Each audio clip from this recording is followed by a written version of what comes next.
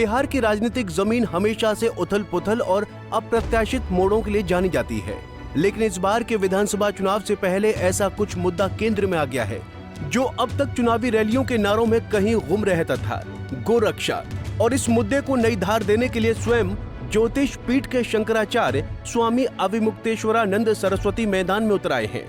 धर्म, संस्कृति और सनातन परंपराओं की रक्षा के लिए समर्पित शंकराचार्य ने अब चुनावी अखाड़े में भी अपनी भूमिका तय कर ली है। वो निर्दलीय उम्मीदवारों को समर्थन देंगे, लेकिन सिर्फ उन्हें जो गौरक्षा का संकल्प लेकर मैदान में उतरेंगे। दरअसल स्वामी अविमुक्तेश्वरानंद ने ऐलान किया है कि वो गौरक्षा संकल्प यात्रा की शुरुआत सीतामढ़ी जिले से करने जा रहे हैं। ये यात्रा सिर्फ एक धार्मिक अभियान नहीं, बल्कि एक राजनीतिक सांस्कृतिक आंदोलन का प्रारंभ है। उन्होंने कहा कि इस यात्रा का उद्देश्य बिहार की 243 विधानसभा सीटों पर ऐसे निर्दलीय उम्मीदवारों की पहचान करना है जो गौ माता की रक्षा को अपनी प्राथमिकता बनाएंगे। स्वामी का दावा है कि प्रत्येक सीट से कम एक ऐसा उम्मीदवार उतारा जाएगा जो गोरक्षा के लिए समर्पित रहेगा और इस मुद्दे को विधानसभा तक ले जाएगा। बिहार आ गए हैं और बिहार में हर जिला मुख्यालय की यात्रा करने का हमारा लक्ष्य है। वहाँ जिले में जाकर के वहाँ की जनता से संवाद स्थापित करेंगे और गौ माता के लिए मतदान करने के लिए उनको संकल्पित कराएंगे। यही हमारा अभियान है। सभी जितनी भी बिहार में विधानसभा सीटें हैं, हर विधानसभा सीट पे गौ माता के लिए प्रत्याशी चुनाव लड़ेंगे और जो लोग संकल्पित होंगे वो उनको वोट देंगे। प्रेस कॉन्फ्रेंस में स्वामी अविमुक्तेश्वरानंद ने किसी भी राजनीतिक दल का नाम लिए बिना उन पर गौरक्षा के मुद्दे की अनदेखी करने का आरोप लगाया। उनका कहना है कि अब तक जितनी भी सरकारें बनी, चाहे वो केंद्र की हो या राज्य की, किसी ने भी गौ हत्या रोकने या गौ संरक्षण के लिए ठोस कदम नहीं उठाए। उन्होंने सीधा संदेश दिया कि जनता को अब सिर्फ उन्हीं उम्मीदवारों को वोट देना चाहिए जो ये वचन दें कि वो गौ हत्या को पाप मानते हैं और हिंदू समाज की भावनाओं का सम्मान करते हुए गौ रक्षा को प्राथमिकता देंगे। स्वामी अविमुक्तेश्वरानंद का हमला केवल विपक्ष तक सीमित नहीं रहा। उन्होंने प्रधानमंत्री नरेंद्र मोदी और भाजपा नेतृत्व वाली केंद्र सरकार पर भी सवाल खड़े किए। उन्होंने कहा कि प्रधानमंत्री भले ही गौरक्षा की बातें करते हैं, लेकिन हकीकत ये है कि देश में गोमांस का निर्यात लगातार बढ़ रहा है।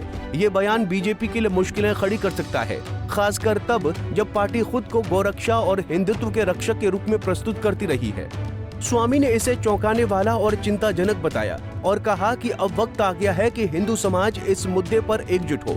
स्वामी जी का साफ कहना है कि वो किसी राजनीतिक दल का समर्थन नहीं करते, बल्कि वो उन निर्दलीय उम्मीदवारों के साथ खड़े होंगे जो गौरक्षा को अपना संकल्प बनाएंगे। उन्होंने ये भी स्पष्ट किया कि जब तक नामांकन प्रक्रिया पूरी नहीं होती, तब तक वो समर्थन पाने वाले निर्दलीयों की सूची सार्वजनिक नहीं करेंगे।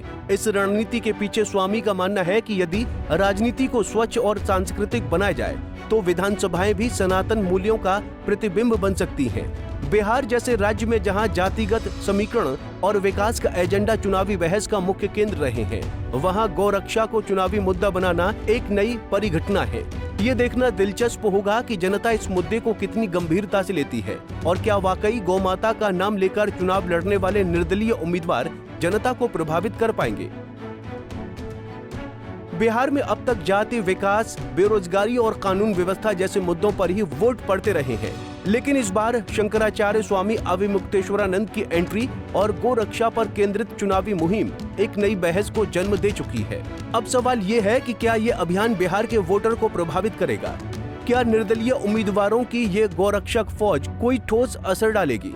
और क्या ये बड़े राजनीतिक दलों को अब गौरक्षा को अपने एजेंडे में शामिल करना पड़ेगा? जवाब भविष्य के गर्भ में है, लेकिन इतना तय है कि बिहार विधानसभा चुनाव 2025 में गौरक्षा का मुद्दा अब सियासी जमीन पर एक नई लकीर खींच चुका है। Bureau report, Punjab Kesari TV. हमसे जुड़े रहने के लिए हमारे YouTube चैनल को सब्सक्राइब करें और नई वीडियो की नोटिफिकेशन के लिए बेल आइकॉन को दबाएं।